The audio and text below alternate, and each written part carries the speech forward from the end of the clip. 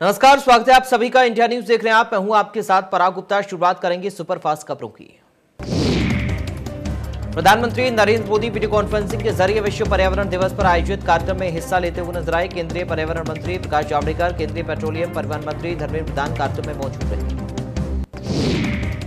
कार्यक्रम में पीएम ने इथेनॉल को 21वीं सदी के भारत की प्राथमिकता बताया। इस वर्ष के कार्यक्रम का विषय बेहतर पर्यावरण के लिए जैव ईंधन को बढ़ावा देना है। अपने संबोधन से पहले पीएम ने देश के अलग अलग राज्यों के किसानों से इथेनॉल पर बात भी की।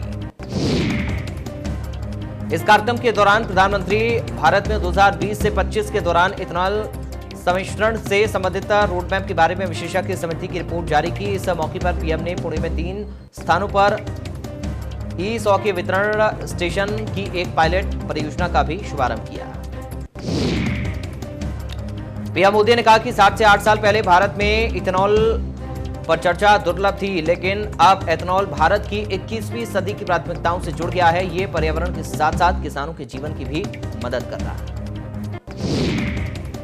पीएम मोदी ने कहा कि हमने 2025 तक पेट्रोल में 20% एथेनॉल ब्लेंडिंग को पूरा करने का संकल्प लिया है। 2014 तक औसतन सिर्फ 1 से 1.5% एथेनॉल ब्लेंड किया जा रहा था और आज ये करीब 8.5% पर पहुंच गया है।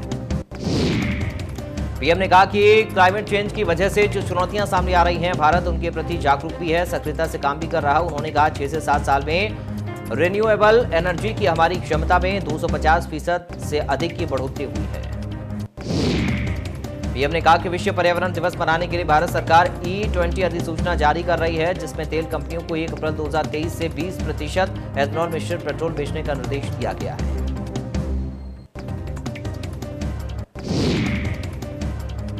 दिल्ली में लॉकडाउन 1 सप्ताह के लिए बढ़ाकर 14 जून की सुबह 5 बजे तक लागू कर दिया गया है। हालांकि इस बार लॉकडाउन रियायतों वाला होगा। इस बार 7 जून से दिल्ली में नई छूट मिलने जा रही है। लॉकडाउन के बीच रियायत में सिर्फ दुकानें खोलने की इजाजत होगी, बल्कि ऑफिसेज और मेट्रो सर्विसेज शुरू करने की इजाजत भी मिल गई है। दिल्ली में ऑड इवन फॉर्मूले पर दुकानें, बाजार और मॉल्स को खोला जाएगा। और तारीख के दिन ऑड नंबर की दुकानें खुलेंगी और इवन तारीख के दिन इवन नंबर की दुकानें खोली जाएंगी। दिल्ली में दुकानें खुलने का समय सुबह 10 बजे से लेकर रात 8 बजे तक होगा। जरूरी सेवाओं से जुड़ी दुकानें हर दिन खुलेंगी। ई-कॉमर्स के जरिए होम डिलीवरी करने की इजाजत रहेगी। दिल्ली के सभी सरकारी दफ्तरों में ग्रुप ए के सभी 100% अफसर काम करेंगे और बाकी ग्रुप के 50% अफसर कर्मचारी काम करेंगे, लेकिन जो जरूरी सेवाओं में काम करने वाले कर्मचारी हैं वो 100% काम करेंगे।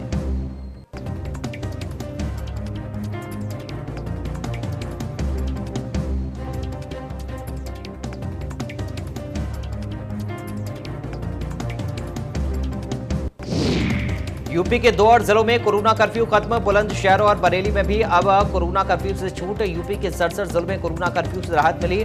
नाइट कर्फ्यू और साप्ताहिक लॉकडाउन जारी रहेगा। उत्तर प्रदेश के मुख्यमंत्री योगी आदित्यनाथ अपना 49वां जन्मदिन मना रहे हैं। उनका जन्म 5 जून 1972 को उत्तराखंड के पौड़ी गढ़वाल जिले के पंचुर गांव में हुआ था।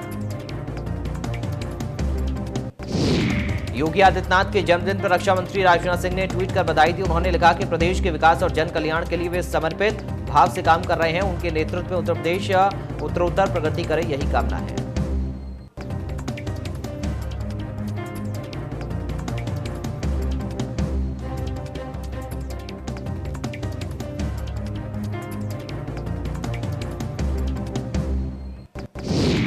डिप्टी सीएम केशव प्रसाद मौर्य ने सीएम योगी को जन्मदिन की शुभकामना दी। उन्होंने लिखा, ओजस्वी वक्ता व कर्मठ व्यक्तित्व के धनी एवं उत्तर प्रदेश के यशस्वी मुख्यमंत्री माननीय श्री योगी आदित्यनाथ जी, आपको जन्मदिन की अनंत शुभकामनाएं।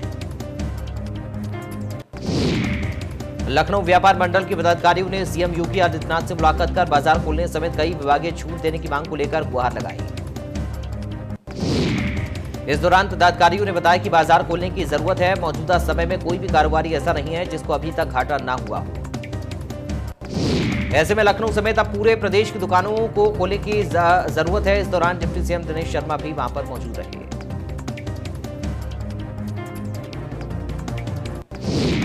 योगी आदित्यनाथ ने भारतीय मजदूर संघ के नेताओं के साथ किया संवाद। कहा, यूपी कोरोना काल में भी नई दिशा की ओर बढ़ रहा, मजदूरों का हित सबसे पहले।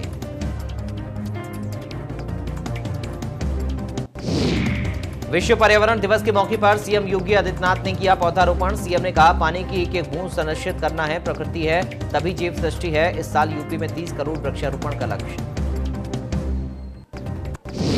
विश्व पर्यावरण दिवस पर इंडिया न्यूज उत्तर प्रदेश उत्तराखंड की मुहिम। इंडिया न्यूज के हर संवाददाता ने अपने घर में लगाया पौधा। आप भी जीवन को बचाने के लिए लगाएं एक पौधा।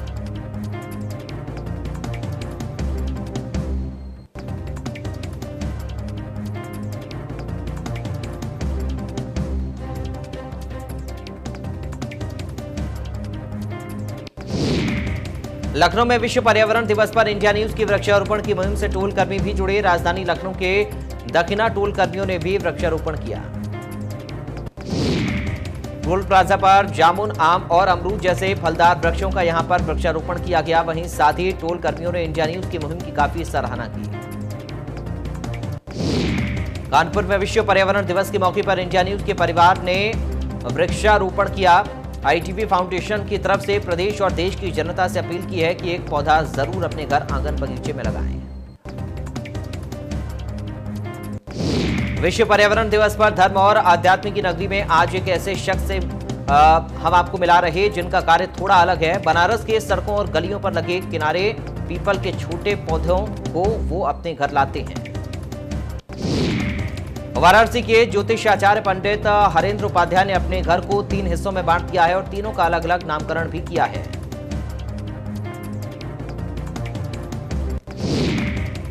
विश्व पर्यावरण दिवस आज है और पूरे विश्व में पृथ्वी को हरा भरा बनाने के लिए वृहद वृक्षारोपण कार्यक्रम आयोजित किए जा रहे हैं।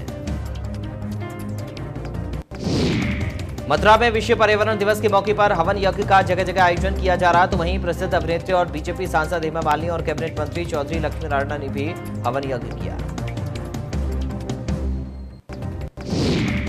जहां एक और मथुरा की सांसद हेमा मालिनी ने अपना वीडियो सोशल मीडिया पर अपलोड किया, तो वहीं कैबिनेट मंत्री ने भी अपना घर के सदस्यों के साथ हवन करते हुए पूजा अर्चना करते हुए नजर आए।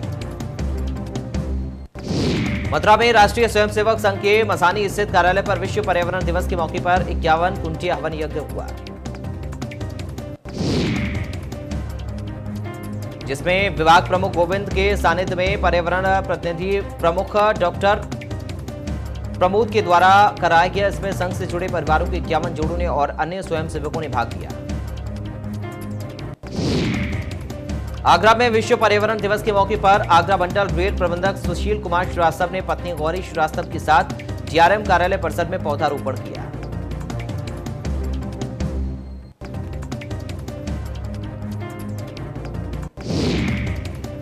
कानपुर में विश्व पर्यावरण दिवस पर एसीपी की अनोखी पहल। कोरोना कर्फ्यू का उल्लंघन करने वालों के नहीं काटे चालान, चालान की जगह उनको दिए ऑक्सीजन देने वाले पौधे। विश्व पर्यावरण दिवस के मौके पर वाराणसी की एक संस्था छोटी सी आशा को अनोखी मुहिम।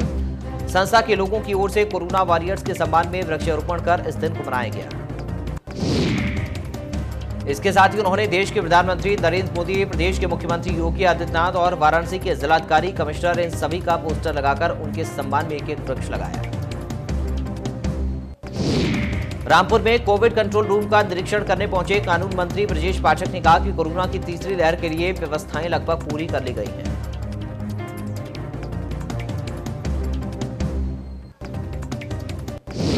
देश की सांस्कृतिक राजधानी के साथ प्रधानमंत्री नरेंद्र मोदी के संसदीय क्षेत्र काशी में भारत जापान दोस्ती की मिसाल रुद्राक्ष कन्वेंशन सेंटर बनकर तैयार है। जापान के सहयोग से वाराणसी में बनने वाले इस कन्वेंशन सेंटर का काम पूरा हो चुका है। बनारस के सांसद के साथ साथ देश के प्रधानमंत्री नरेंद्र मोदी काशी की जनता को इस हाईटेक कन्वेंशन सेंटर की सौगात देंगे।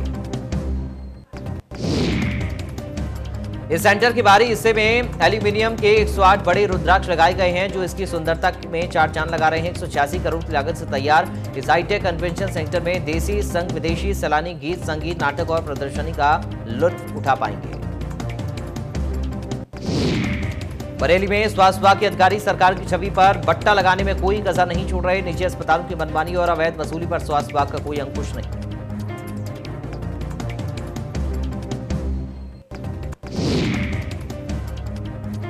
मुजफ्फरनगर में किसान परिवार ने किसान नेता राकेश टिकैत और उनके बेटे पर उनकी कृषि भूमि कब्जाने का आरोप लगाया है।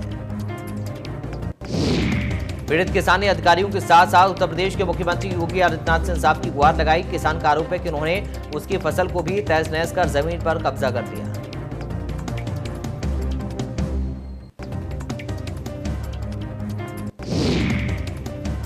वाराणसी में अखिल भारतीय संत समिति ने सरकार से मंदिरों को खोलने की अपील की है और कहा कि अगर मंदिर नहीं खुलेंगे तो फिर मंदिर से जुड़े लोगों की खाने की व्यवस्था करेंगे।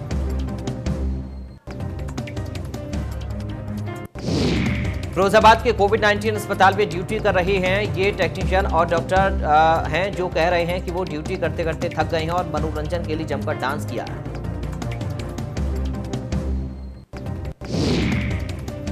कानपुर में वीकेंड लॉकडाउन का किस तरह से उल्लंघन किया जा रहा है। शनिवार और रविवार 2 दिन का लॉकडाउन का सख्ती से पालन करने का आदेश भी दिया था, पर बावजूद इसके लोग लॉकडाउन का पालन कानपुर में नहीं करते हुए नजर आए।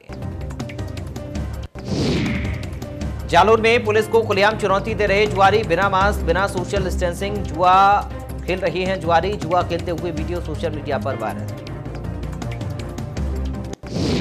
गाजियाबाद के भोजपुर थाना क्षेत्र से वायरल हुए एक वीडियो में हड़कंप मच गया। वीडियो में एक युवक को जख्मी हालत में देखा जा सकता है। कुछ लोगों ने इस वीडियो को ये कहते हुए सोशल मीडिया पर वायरल कर दिया कि इस युवक की पिटाई हुई है। हालांकि पुलिस के मुताबिक धार्मिक नारे वाला कथन फर्जी है। मारपीट के मामले में पुलिस ने 2 आरोपियों को हिरासत में लिया है। गोंडा के कोरेन पूर्वा स्थित तालाब में जाल के नीचे सिर लटकाए 2 मांसाहारी पक्षी लटके हुए दिखाई दिए। मदरसे बालक ने अपने पहले दोनों को जाल से हटाने का प्रयास किया तो पाया कि दोनों पक्षी मछलियों को देखकर जाल के पास आए और जाल में फंसने से दोनों की मौत हो गई।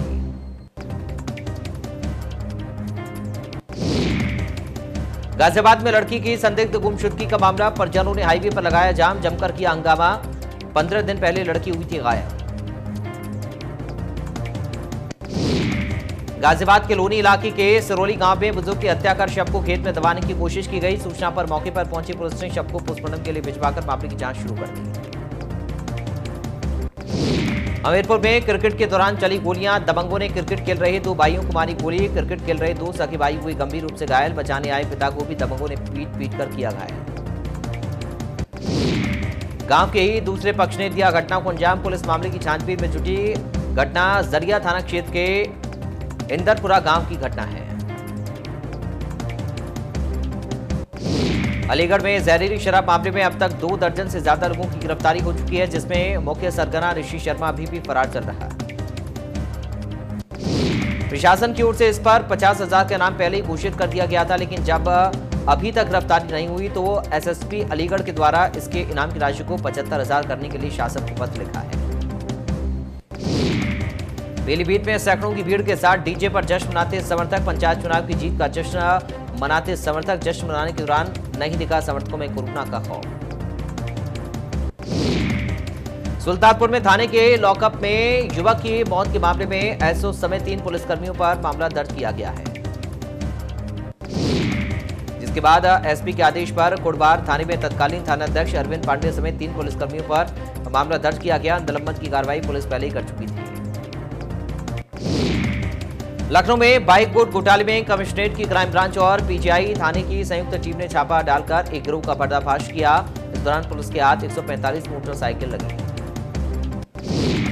पुलिस ने लखनऊ में निगोहा के उदयपुर गांव के एक मकान में छापा डाला। वहां से बाइक बोट कंपनी के फ्रेंचाइजी लेने वाले अमित अग्रवाल को हिरासत में लिया गया। उसे पूछताछ के आधार पर मोहनलालगंज स्थित कार्यालय से 145 मोटरसाइकिलें बरामद की गई। सिद्धार्थनगर में नवनिर्वाचित प्रधान अय्याशी करते पकड़ा गया। घर के अंदर अय्याशी कर रहे प्रधान को ग्रामीणों ने पीटा। तेजी से सोशल मीडिया पर वायरल हो रहा वीडियो।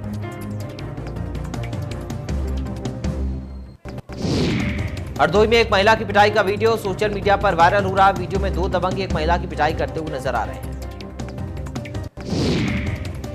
हरदोई के बिलग्राम थाना क्षेत्र में महिला को पीटने वाले दोनों शख्स उसके ही सगे भाई हैं। खबरों के मुताबिक पारिवारिक विवाद के चलते महिला की पिटाई की जा रही है। वीडियो के आधार पर पुलिस कार्रवाई कर रही है।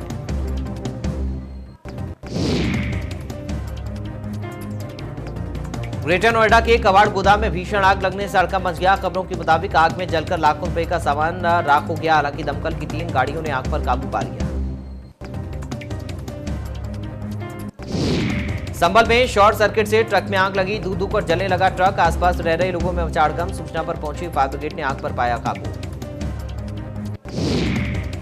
मेरठ में संदिग्ध परिस्थितियों में एक मकान में लगी आग, दमकल की गाड़ियों ने आग पर पाया काबू। आग लगने से हजारों का सामान जलकर राख। आगरा में बंसल इलेक्ट्रॉनिक दुकान में शॉर्ट सर्किट से आग लग गई, जिसके कारण लाखों रुपए का सामान जलकर राख हो गया। जालौर में एक ट्रांसफार्मर की दुकान में आग लग गई, जिसके कारण बिजली सप्लाई कट गई। खबरों के मुताबिक शॉर्ट सर्किट के कारण आग लगी। गौतम बुद्ध नगर में आरटीई के तहत गरीब परिवार के बच्चों को निजी स्कूल में निःशुल्क शिक्षा देने की नीति का जिले के स्कूल खुलकर उल्लंघन कर रहे हैं, जिसके बाद निजी स्कूलों के खेल का पर्दाफाश होने के बाद अब उन पर शिकंजा कसना शुरू हो गया है। बेसिक शिक्षा विभाग ने गौतम बुद्ध नगर के 33 स्कूलों को नोटिस जारी कर कम सीट दर्शाने का कारण पूछते हुए साक्ष्य समेत सीटों का विवरण मांगा। अब देखने वाली बात होगी कि अगर सभी स्कूल दोषी पाए जाते हैं तो इन पर क्या कार्रवाई होगी।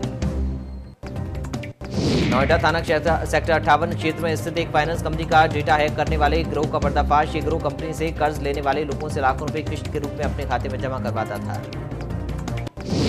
जौनपुर जेल में शुक्रवार को आजीवन कारावास की सजा काट रहे कैदी की मौत के बाद भारी बवाल। कैदी की मौत से गुस्साए बंदियों ने जेल प्रशासन पर लापरवाही का लगाया आरोप। बैरकों से बाहर आकर कैदियों ने जेल पर कब्जा कर लिया। घंटी बजने के बाद पीएससी समेत कई थानों की फोर्स जेल के अंदर पहुंची। तकरीबन 5 घंटे तक चले बवाल के बाद वाराणसी जोन के आईजी ने कैदियों से वार्ता कर मामले को शांत कराया। बनारस के राजा तालाब क्षेत्र में बारिश के बाद गंदगी की दुर्गंध राजा तालाब बाजार वासियों को डरा रही है। पिछले दिनों हुई तेज बारिश के बाद नालियां जाम होने से कई जगहों पर पानी जमा है। तहसील बन चुका राजा तालाब व ग्राम पंचायत गांव को स्वच्छ रखने में फिसड्डी साबित हो रहा है। जल जमाव वाले हिस्सों में गंदगी और बदबू फैल रही है। कानपुर देहात के युवाओं को लॉकडाउन में बर्थडे पार्टी मनाते हुए वीडियो वायरल, जहां नेशनल हाईवे पर पार्टी में शामिल होने के लिए गाड़ियों के काफिलों से आए युवा नजर आ रहे हैं। यूपी में 7 बजे के बाद लॉकडाउन लग जाता है, बावजूद इसके हाईवे पर खुलेआम जश्न मना रहे लॉकडाउन का सरेआम उल्लंघन कर रहे युवा। लखीमपुर खीरी के ईसानगर थाना क्षेत्र के सिसैया ईसानगर मार्ग पर एक तेज रफ्तार कार अनियंत्रित होकर पलट गई। कार में सवार 2 लोगों की मौके पर मौत, 2 लोग घायल। हादसे के बाद मौके पर पहुंची ईसानगर पुलिस ने घायलों को अस्पताल भेज दिया। बताया जा रहा है कि कार सवार किसी काम से सिसैया की तरफ जा रहे थे। लखीमपुर की में दौरा रहा पुलिस की ओर से चलाए जा रहे अभियान के तहत पत्नी की हत्या कर फरार चले शख्स को गिरफ्तार किया गया। मोटा के परस्पर ब्लॉक में बौरीगंज ब्लॉक में गंदगी का अंबार लगा हुआ। यहां नाली और सड़कों में गंदा पानी उफान मारता हुआ नजर आ रहा है। ट्विटर और भारत सरकार का टकराव बढ़ता जा रहा। भारत सरकार का कहना है कि 90 दिन का वक्त देने के बाद भी ट्विटर ने नई योजना प्रौद्योगिकी नियमों में पूरी तरह से लागू नहीं किया है। इस बात के बीच आज यानी कि 5 जून को भारत सरकार ने ट्विटर इंडिया को आखिरी नोटिस भेजा है, जिसमें तत्काल प्रभाव से एक स्थानीय शिकायत अधिकारी और एक नोडल संपर्क व्यक्ति को नियुक्त करने और उसकी जानकारी सरकार के साथ साझा करने की बात कही है। सरकार की ओर से कहा गया है कि नए दिशा निर्देश नियम 26 मई से प्रभावी हो गए हैं। इनके अनुपालन के लिए सोशल मीडिया कंपनियों को दी गई 3 महीने की अवधि समाप्त होने के बाद भी ट्विटर ने भारत में मुख्य अनुपालन अधिकारी, नोडल संपर्क व्यक्ति और शिकायत अधिकारी नियुक्त नहीं किए। ट्विटर के इस रवैये को देखते हुए ट्विटर को आखिरी नोटिस भेजा गया। अगर ट्विटर इस नोटिस के बाद भी नए नियमों को लागू नहीं करता तो उसके खिलाफ कानूनी कार्रवाई होगी। माइक्रो ब्लॉगिंग साइट ट्विटर ने बड़ी कार्रवाई करते हुए राष्ट्रीय स्वयंसेवक संघ के प्रमुख मोहन भागवत के नीचे ट्विटर हैंडल से ब्लू टिक हटा दिया। आज सुबह ट्विटर ने देश के उपराष्ट्रपति वेंकैया नायडू और आरएसएस के कई नेताओं के नीचे ट्विटर हैंडल से ब्लू टिक को हटा दिया था। हालांकि इस फैसले पर बवाल बढ़ने के बाद ट्विटर ने वेंकैया नायडू के ट्विटर हैंडल पर दोबारा ब्लू टिक लगा दिया। ट्विटर से ब्लू टिक हटाने का मतलब होता है कि कंपनी से उस अकाउंट को अनवेरीफाई कर दिया गया है। आरएसएस प्रमुख मोहन भागवत समेत आरएसएस के कई नेताओं के ट्विटर हैंडल से ब्लू टिक को हटा दिया गया है। ऐसा माना जा रहा है कि मोहन भागवत ने अपने ट्विटर हैंडल से अभी तक एक भी ट्वीट नहीं किया, इसलिए उनके हैंडल से ब्लू टिक को हटा दिया गया।